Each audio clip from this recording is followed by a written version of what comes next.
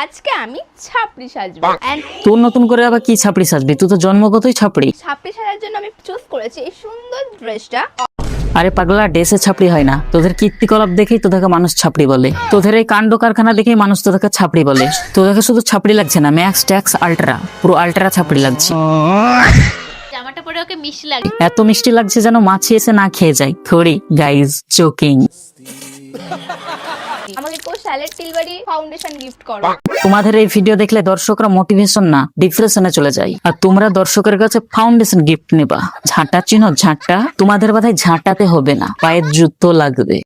गजब बेइज्जती है। তোমাদের যে মুখ না, তোমাদেরও ঝাঁটাতে হবে না, পায়ের জুতো দিয়ে ঘষা দিলেই সব ঠিক হয়ে যাবে, আর কোনো ফাউন্ডেশন লাগবে না। ওয়ান ব্রাশ ভেঙে গেছে গাইস। বলছি তোমাদের ওই ছোট বিরাসে হবে না, বাথরুমে যেটা থাকে সেটা ইউজ করে দেখতে পারো, আশা করি ভাঙবে না।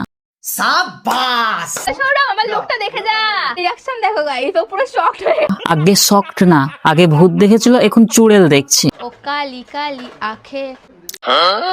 তোর যে কেউ আঁখ দেখলে তো হসপিটালে ভর্তি থাকা লাগবে। বলেন কি? শেষ, সবকিছু শেষ।